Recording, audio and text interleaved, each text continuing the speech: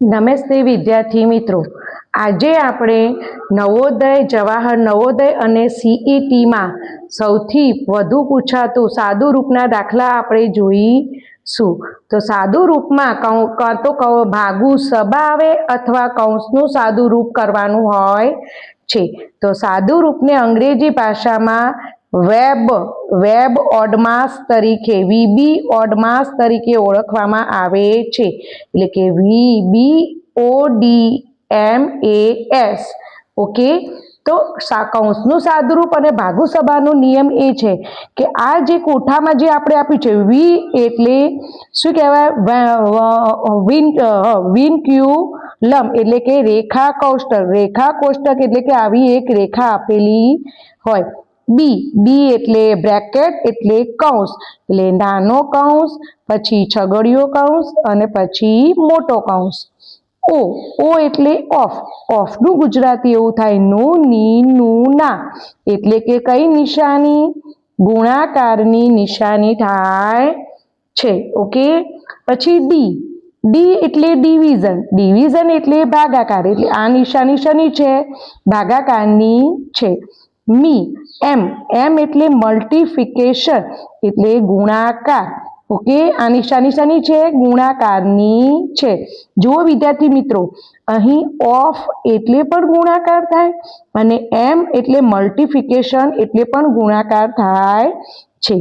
એ એટલે એડિશન એટલે કે એડ કરવું, ઉમેરવું, સરવાળો, એની નિશાની શું છે? વત્તાની. અને એસ એટલે સબટ્રેક્શન એટલે બાદબાકી, એટલે કે આપેલ સંખ્યામાંથી કાઢવો. ઓકે, ચલો તો હવે જુઓ, આ કૌંસનું સાદુરૂપ આપતી વખતે આ જે ક્રમ આપ્યો છે કે સૌથી પહેલા રેખા કોષ્ટક દૂર કરવાનું, પછી નાનો કોષ્ટક દૂર કરવાનો, પછી છગડીયો કોષ્ટક દૂર કરવાનો, પછી મોટો કૌંસ દૂર કરવાનો થાય છે. અને પછી ઓફ, જો વાક્યમાં અથવા દાખલાની અંદર ઓફ આપેલું હોય તો પહેલા ઓફનો ગુણાકાર કરવો અને ત્યારબાદ પછી ભાગાકાર, ગુણાકાર, સરવાળા અને બાદબાકી. આ નિયમના ક્રમ અનુસાર જ આપણે દાખલાને સોલ્વ કરવાનો થાય છે.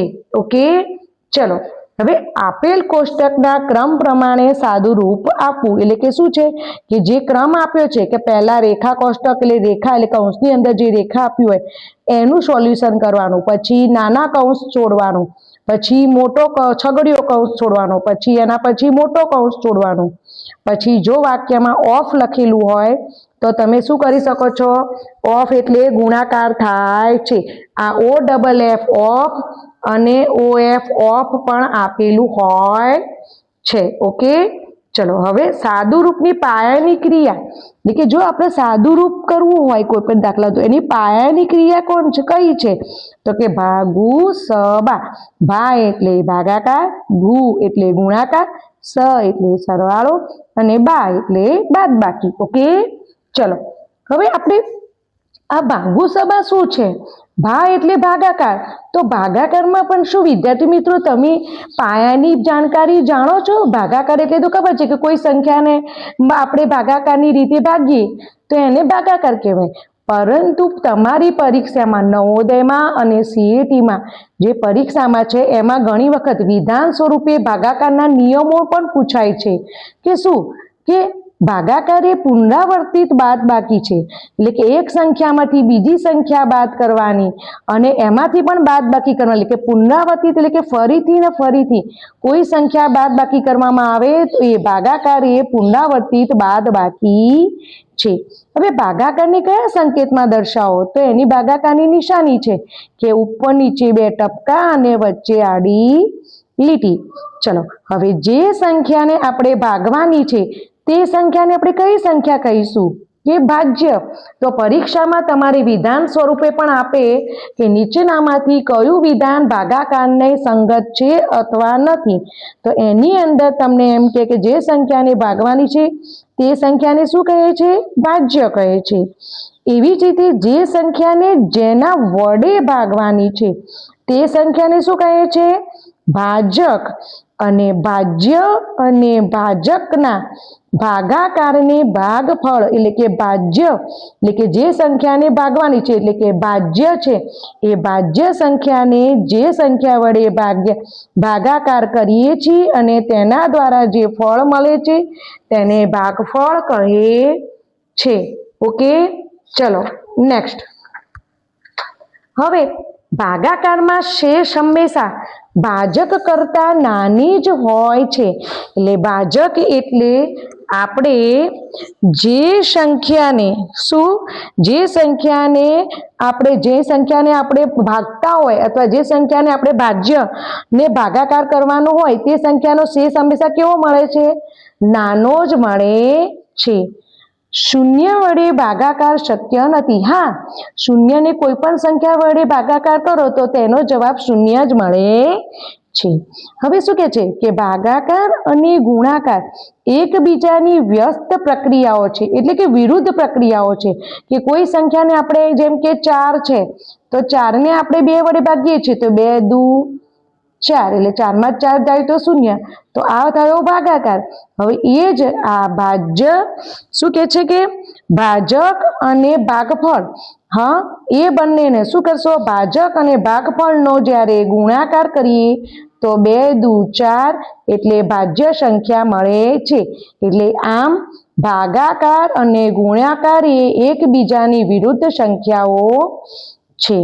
હવે શું કહે છે કે જ્યારે કોઈ સંખ્યાને 1 વડે ભાગાકાર કરવામાં આવે છે ત્યારે ભાગફળ તે સંખ્યા પોતે જ મળે છે. હા, સાચી વાત. જેમ કે 3 છે તો 3 ને 3 વડે જ ભાગીએ તો 3 એકા 3 તો 3 માંથી 3 જાય તો 0.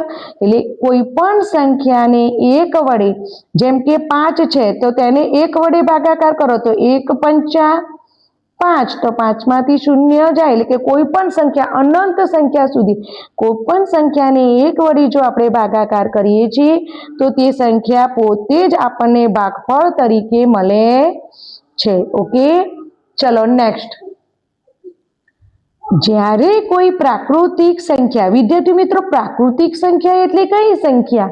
તો કે શું કે 1 2 3 4 એવી અનંત સુધી જે સંખ્યાઓ છે તેને પ્રાકૃતિક સંખ્યા કહીએ છીએ.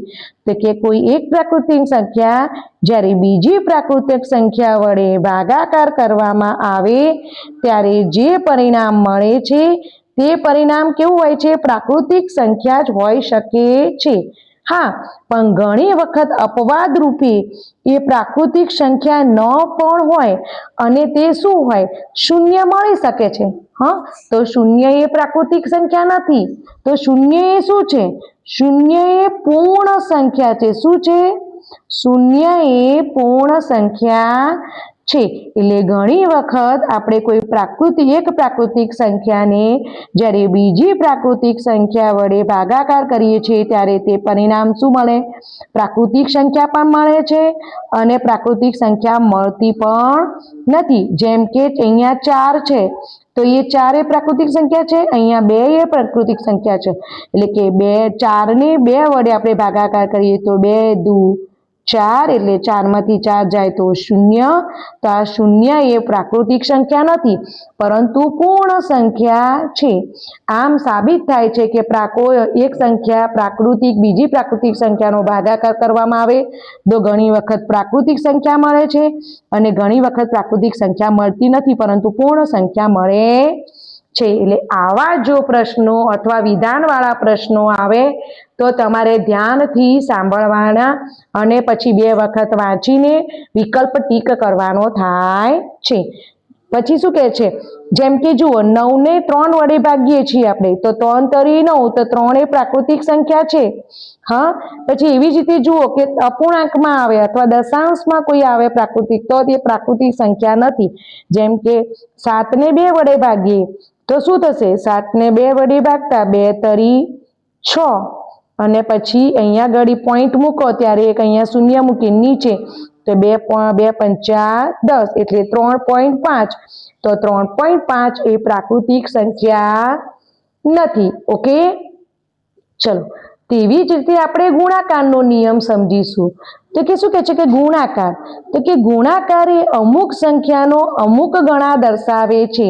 એટલે કે હા, કે કોઈ સંખ્યા હોય તો કે જેમ કે 2 છે તો એના 2 ગણા દર્શાવવા હોય તો 2 ના 2 ગણા એટલે 4, એટલે કે એ સંખ્યાને આપણે 2 વખત ઉમેરવાની થાય એટલે કે 4 થાય છે।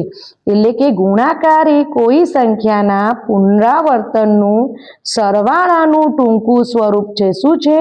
ગુણાકાર એ શું છે કે કોઈ પણ સંખ્યા હોય એનો સરવાળો કરીએ એનું ટૂંકું સ્વરૂપ છે। જેમ કે અહીંયા 3 છે તો 3 નો આપણે 3 વખત આપણે સરવાળો કરીએ છીએ તો 3 3 6 3 9, તો એને આપણે ગુણાકારમાં કહી શકીએ કે 3 ને 3 વખત કરતા જવાબ 9 મળે।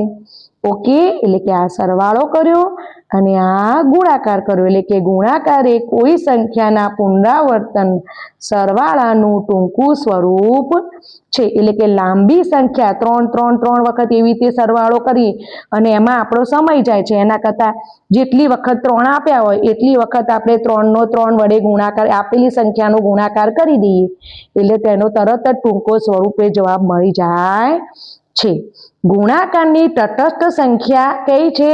1 છે। ગુણાકારની એટલે કે કોઈ પણ સંખ્યાને 1 વડે ગુણતા, જેમ કે 7, 7 ને 1 વડે તો 1 સિત્તા 7, એટલે કે 7 ને કોઈ પણ સંખ્યા વડે 1 ને કોઈ પણ સંખ્યા વડે ગુણતા જવાબ તેનો તે જ મળે છે, એટલે તે તટસ્થ સંખ્યા છે। હવે ગુણ્ય અને ગુણકના ગુણાકારને ગુણનફળ કહે છે। શું? ગુણ્ય અને ગુણકના ગુણાકારને ગુણનફળ કહે છે। અહીં જુઓ, ગુણ્ય એટલે જે આપેલ સંખ્યા છે એ 30, એને શેના વડે ગુણાકાર કરવાનું છે? 3 વડે ગુણાકાર કરવાનું છે, તો 3 શૂન્ય 0, 3 તરી 9, તો 90, તો 90 આપણને શું મળ્યું? ગુણ્ય અને ગુણકનો ગુણાકાર કરીએ ત્યારે આપણને ગુણનફળ મળે છે। હવે ગુણાકાર કરવાની પ્રક્રિયા એકમથી શરૂ થાય છે। એકમથી શરૂ થાય એટલે કે જ્યારે જેમ કે આપણે 32 ગુણ્યા 12 છે તો એમાં સૌ પ્રથમ આપણે 1 છે તો 1 ને આપણે 2 વડે, એટલે કે અહીંયા 2, એટલે કે આ 2 છે એ એકમ છે અને 3 છે એ દશક છે, એટલે કે નીચેની જે આપણી સંખ્યા છે એને શું કરશો કે એકમના અંકથી શરૂ કરવામાં આવે છે। ઓકે, પછી શું કહે છે કે ગુણાકારનો સંકેત એ ગુણ્યા છે જેને આપણે ગુણાકાર વંચાય છે। તો જુઓ, અહીંયા ઘડી પણ શૂન્ય છે, શૂન્ય છે એ શું છે? એકમ છે, અને 3 છે એ શું છે? દશક છે, એટલે 3 શૂન્ય 0 અને 3 તરી 9 એ એકમનો અંક થયો। એવી જ રીતે આપણે ગુણાકાર કરીએ 32 ગુણ્યા 12, તો અહીં 2 સંખ્યા આપી છે એટલે આપણે અહીંયા શું મૂકીશું? 0। હવે ગુણાકારની પ્રક્રિયા આપણે એકમના અંકથી શરૂ કરવાની, એટલે 1 ને 1 ગુણ્યા 2 કરો એટલે 1 દુ 2 અને 1 તરી 3, એવી રીતે એકમ અને પછી દશક પછી 100 એમ જેટલા અંકો આપ્યા હોય એમ વારા પરથી આપણે આગળ તે સંખ્યાનો ગુણાકાર કરવાનો છે। હવે પછી પાછળથી આપણે બીજી સંખ્યા 2 છે તો 2 નો પણ શું કરીશું? 2 દુ 4 અને 2 તરી 6 અને એમ એ બંનેનો સરવાળો કરીશું, એટલે 0 માં 4 ઉમેરતા 4, 2 માં 6 ઉમેરતા 8 અને 3 માં 0 ઉમેરતા 3, એટલે કે 384 થાય છે। શું થાય છે? 32 ગુણ્યા 12 કરીએ તો આપણને 384 જવાબ મળે છે। ઓકે, ચલો નેક્સ્ટ।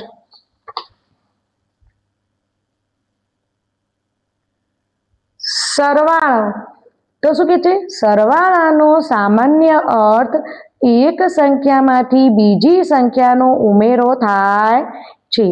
સરવાળાનો સંકેત શું છે? વત્તા, જેને વત્તા તરીકે પણ વંચાય છે। સરવાળા માટેની તટસ્થ સંખ્યા 0 છે, એટલે કે કોઈ પણ સંખ્યા હોય જેમ કે 7 છે તો એમાં 0 ઉમેરીએ તો જવાબ શું મળશે?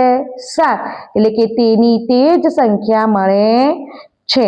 તો સરવાળા માટેની તટસ્થ સંખ્યા કઈ છે? તો 0 છે। જો વિદ્યાર્થી મિત્રો, અહીં આપણે એક સરવાળાનો દાખલો જોઈશું। શું કહે છે કે 256 368 અને 179 નો સરવાળો કરવાનો થાય છે. તમારી પરીક્ષામાં આવી રીતે 256, 368 અને 179 બરાબર ખાલી જગ્યા થાય એવો પ્રશ્ન આપેલો હશે. તો એની અંદર તમારે સરવાળો કરવાનો થાય છે. તો શું કરીશું?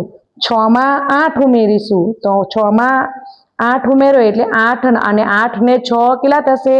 14. 14 માં આપણે ઉમેરીશું 9 એટલે 9 એટલે 14 એટલે 15, 16, 17, 18, 19, 20, 21, 22, 23 નો તગડો વધી પડી 2.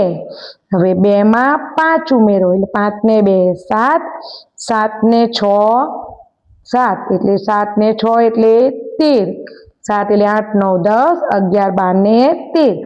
13 માં 7 ઉમેરીશું એટલે કેટલા થશે? 20. તો 20 ની શૂન વધી પડી 2. હવે એ વધીમાં આપણે 2 ના 2 4, 4 ને 3 7, 7 ને 1 8. આમ કુલ આપણને બધી સંખ્યાઓનો સરવાળો કેટલો મળશે?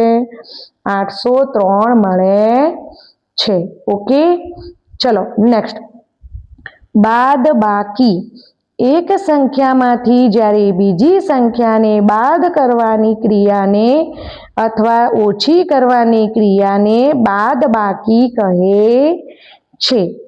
બાદબાકીનો સંકેત કેવો છે? આવી રીતે આડી લીટી એટલે કે તેને ઓછા વંચાય છે. સરવાળા અને બાદબાકીની ગણતરી હંમેશા એકમના સ્થાનથી શરૂ કરાય છે. એકમનો સ્થાન એટલે કે શરૂઆતનો જ હોય. ખબર પડી? જેમ કે 803 છે તેમાં 3 છે એકમનો સ્થાન છે એટલે કે એકમના સ્થાનથી હંમેશા સરવાળા અને બાદબાકીની ગણતરી થાય છે. હવે સરવાળા અને બાદબાકી એકબીજાની વિરોધી પ્રક્રિયા છે. હા, સાચી વાત છે. જેમ કે આપણે જોઈએ કે 3 માંથી 2 ઉમેરો.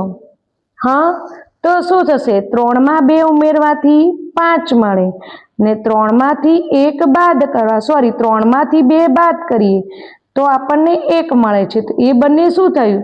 એકબીજાની વિરોધી સંખ્યા છે તેવું પણ આપણે કહી શકીએ છીએ. જુઓ અહીં બાદબાકી કરીએ કે 605 માંથી 605 ઓછા 398 તો આપણને શું મળશે? તો 5 માંથી 8 જતા નથી એટલે આપણે શું લઈશું? દસકો. અને આગળની સંખ્યા 0 છે તો એના આગળની સંખ્યા શું આવશે? 9. હા, એટલે હવે આપણે અહીંયા શું કરીશું? હા, તો 9 મૂકીશું. અહીંયા 9 મૂકીશું અને અહીં 10 અને પછી આપેલ સંખ્યા 5 એટલે આપણે અહીંયા 15. ઓકે, તો 15 માંથી આપણે 8 બાદ કરીશું એટલે કેટલા મળશે? 7 મળે. ઓકે, હવે અહીંયા 0 ઉપર આપણે કેટલા મૂક્યા હતા? 9 મૂક્યા હતા. ઓકે, તો 9 માંથી 9 જાય એટલે આપણને શું મળે છે? 0. અને અહીંયા ઘડી આ 0 માંથી અહીંયા 9 મળે એટલે અહીંયા આગળ આપણે અહીંયા શું કર્યું હતું? 6 ઉપર 5 મૂક્યા હતા.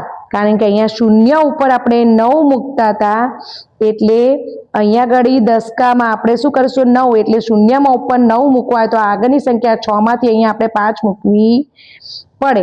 તો 5 માંથી 3 જાય છે એટલે 2 મળે છે. ઓકે, એટલે કે 605 માંથી ઓછા 398 કરીએ છીએ એટલે આપણને જવાબ 207 મળે છે. ઓકે, ચલો.